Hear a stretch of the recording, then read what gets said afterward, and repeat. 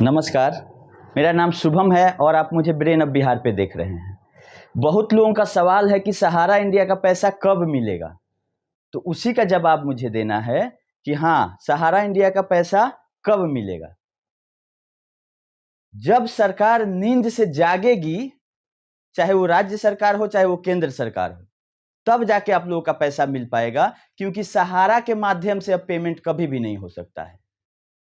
क्योंकि पिछले 7-8 साल से सहारा यही बोल रही है कि हम पे भुगतान करेंगे, लेकिन नहीं कर रही है। और जहां तक जल्दी पेमेंट का सवाल है, वो कभी भी नहीं हो सकता है, क्योंकि वो जल्दी पेमेंट जब भी होगा वो सहारा के माध्यम से होगा, जो कि सहारा को नहीं करना है। सहारा अगर करती तो बिना किसी व्यवधान के पेमेंट हो जाता, लेकिन सहारा को देना नहीं है पैसा। अब जब भी पैसा मिलेगा वो सरकार के माध्यम या कोर्ट के माध्यम से मिलेगा, जिसमें कम से कम 4-5 साल टाइम लगेगा। हाँ, लेकिन मिलेगा जरूर। यही हम आप लोगों को बता दें कि चाहे वो हाई कोर्ट का मामला हो, सुप्रीम कोर्ट का मामला हो, आपका विधानसभा, लोकसभा, सारे जगह सवाल उठ रहे हैं, लेकिन पेमेंट का प्रक्रिया कोई नहीं बता रहा है कि कैसे होगा, इसमें क्या इसका निदान है। तो ये सवाल जवाब अभी 3-4-5 साल चलेगा। तुरंत भुगतान करने का कहीं से कोई उम्मीद नहीं दिख रहा है, क्योंकि सहारा इंडिया अपना हाथ खड़ा कर चुकी है। केवल यही एक बहाना है सहारा इंडिया के पास कि सेबी के पास मेरा 24,000 करोड़ रुपया है, तो 24,000 करोड़ रुपया जमा नहीं है, जमा है 16,000 करोड़ के आसपास रुपया, वो ब्याज समेत 24,000 करोड़ हुआ है, जिसमें सेबी सुप्रीम कोर्ट से गाइडलाइन मांगा है फिलहाल अभी कि हम इसमें क्या करें, क्योंकि सेबी के पास बॉन्ड है नहीं लोगों के पास कि भेजे पेमेंट करने के लिए, सेबी जो कि पेमेंट कर रही थी, तो इससे गाइडलाइन सुप्रीम कोर्ट से मांगा है सेबी ने।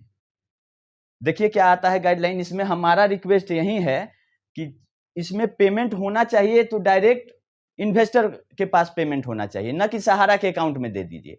सहारा तो बोल रहा है कि हम अपना भुगतान कस्टमर का कर चुके हैं, मेरा पैसा जमा है, पैसा आएगा तो अपना वो काम करेगी। भुगतान जमाकर्ता का उस पैसा से 24,000 करोड़ से नहीं करने जा रही है, जिसके लिए सुप्रीम कोर्ट से गाइडलाइन मांगा है सेबी ने।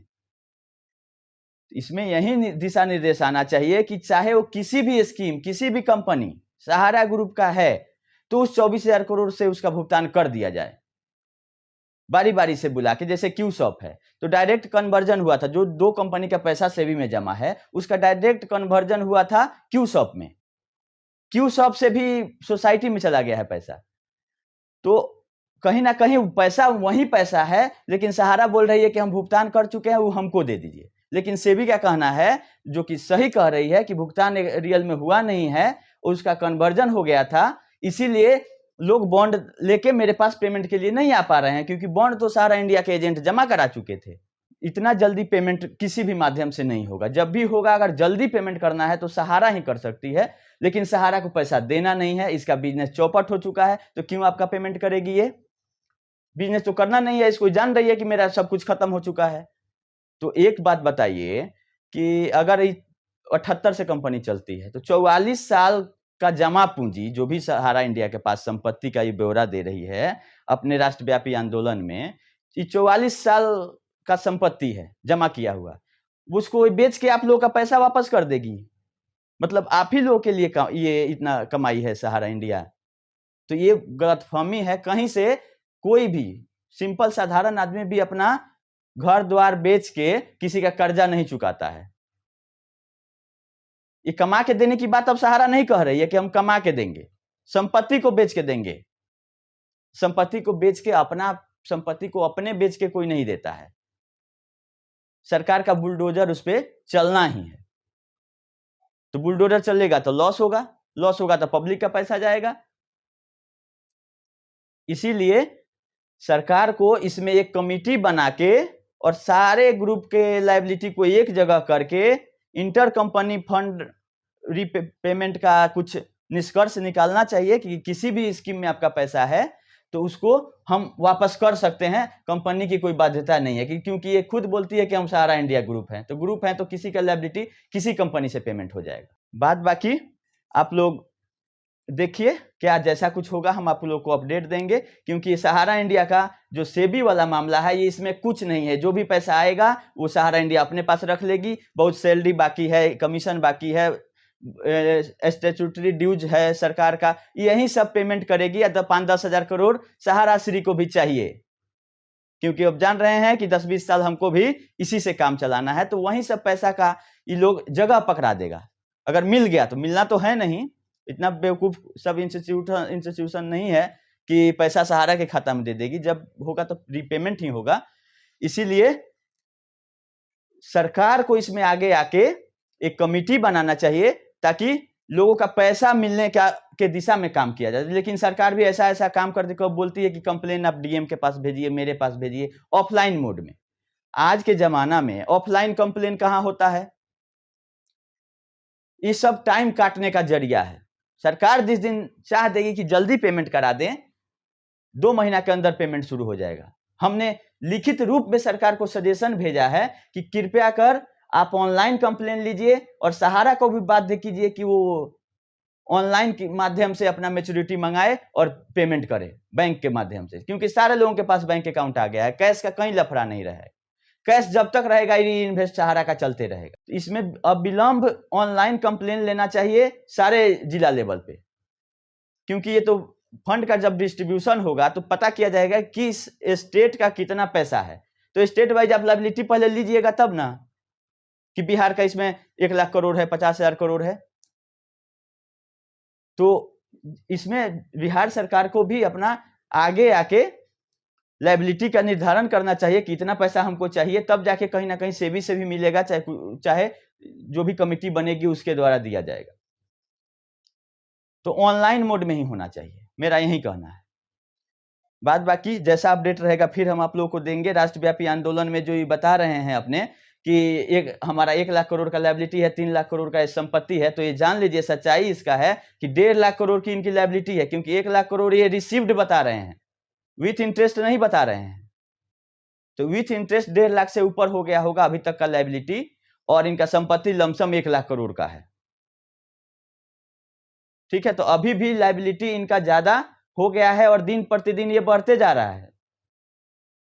तो जितना जल्दी इस पे कार्रवाई होगा लोगों का उतना ज्यादा पैसा मिलने का ज्यादा संभावना रहेगी। तो लायबिलिटी जब 3 गुना हो जाएगा तो खुद ये कहेंगे कि हम तो पेरोल पे बाहर ही हैं, अंदर ले चलिए मुझे, हम क्या करें। तो कृपया कर पेमेंट कराने का रास्ता निकलवाइए और काम छोड़ दीजिए कि जब तक पेमेंट नहीं होगा सारे लोगों का हम लोग काम नहीं करेंगे। तभी जाके कहीं ना कहीं से सहारा पे प्रेशर बनेगा और भुगतान करने का वो काम शुरू करेगी। नहीं तो सहारा इंडिया तो चाह रहे हैं कि समय मिले, टाइम काटना है उसको, 8-10 साल से काट दिए और 8-10 साल उसको काटना है, इसके बाद लोग भूल जाएगा धीरे धीरे।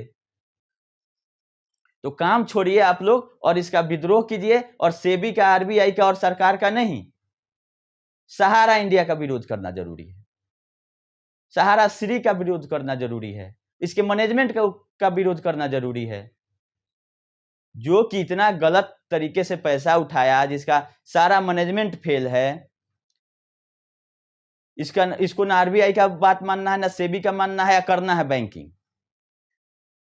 अच्छा संभव है कि गाड़ी चलाना है आपको लाइसेंस नहीं लेना है, हर एक मोड़ पे पकड़ाइएगा आप, तो गाड़ी चलाने के पहले आपको लाइसेंस लेना है। वैसे ही है कि आपको बैंकिंग का काम करने के पहले सेबी, आरबीआई, कंपनीज एक्ट, कहीं ना कहीं से आपको रजिस्ट्रेशन चाहिए। आप ऐसे नहीं चला सकते हैं इधर का माल उधर, उधर का माल इधर करके, जो कि आप करते आ रहे हैं। और लमसम हर एक साल आप पे डिस्प्यूट होता है, आपकी कंपनी पे रोक लगता है, बंद होता है, चारों तरफ से आपका दरवाजा बंद हो चुका है। ना आपको म्यूचुअल फंड में सेबी लाइसेंस दे रही है, ना आरबीआई दे रही है, क्योंकि आप अपना रेपुटेशन खो चुके हैं। तो मेरा आग्रह सबसे है कि री इन्वेस्ट बंद करें, जिसका जिस स्कीम में है वो रखें। और डीएम को जो कंप्लेन करने का बिहार सरकार बोला है, डीएम को या आपके सक्षम पदाधिकारी को करना है, उसका फॉर्मेट हम अपने वीडियो में डाल दे रहे हैं, आप लोग डाउनलोड करिए। और कंप्लेन भेजने से पेमेंट नहीं होने वाला है इतना जल्दी। एक रहेगा कि हम कंप्लेन बता दिए सरकार को कि हमारा पैसा फंसा हुआ है, नहीं तो सहारा इंडिया के ब्रांच में ना तो रिसीविंग दिया जाता है, नहीं आपको पता चलेगा कि मैच्योरिटी पूरी गया था। आप कैसे प्रूव करिएगा कि मेरा मैच्योरिटी पूरा हुआ है, हम गए थे? रिसीविंग दिया जाता है आपका? नहीं दिया जाता है। तो एक बाई पोस्ट आप लोग भेज दीजिए सहारा इंडिया के ब्रांच में भी और डीएम ऑफिस में भी कि मेरा मैच्योरिटी पूरा हो गया है, जो सहारा इंडिया नहीं दे रही है। इससे एक प्रेशर बनेगा सरकार पे, क्योंकि उतना नंबर ऑफ कंप्लेन आएंगे। भुगतान होने का उससे क्या कोई चाह के भी नहीं करा सकता है इतना जल्दी, लेकिन एक प्रेशर बनेगा कंप्लेन करने से कि इतने ज्यादा लोग कंप्लेनेंट हैं। तो आप लोग एक फॉर्मेट है हम दे रहे हैं, उसके माध्यम से आप लोग कुछ नहीं करना है, मेरा फॉर्मेट लीजिए या कहीं अपने से लिख लीजिए कि मेरा भुगतान नहीं हो रहा है मैच्योरिटी के बाद, इतने लिखना है। और एक अपना आधार कार्ड का फोटोकॉपी और बॉन्ड का फोटोकॉपी भेज देना है बाई पोस्ट, और रिसीविंग को रखना है। ओरिजिनल बॉन्ड ना तो किसी को देना है ना भेजना है, इस बात का आप लोग ध्यान रखें, क्योंकि वहीं आपका पैसा है। ओरिजिनल बॉन्ड किसी को दिए तो गया। जब भुगतान के समय में आपको ओरिजिनल बॉन्ड ब्रांच को देना है, या डिपार्टमेंट जो मांगेगा बॉन्ड मांगेगा पेमेंट करेगा, और कुछ नहीं होना है। 2-4-5 साल में कुछ रास्ता निकलेगा अगर सरकार सही दिशा में काम करेगी। धन्यवाद।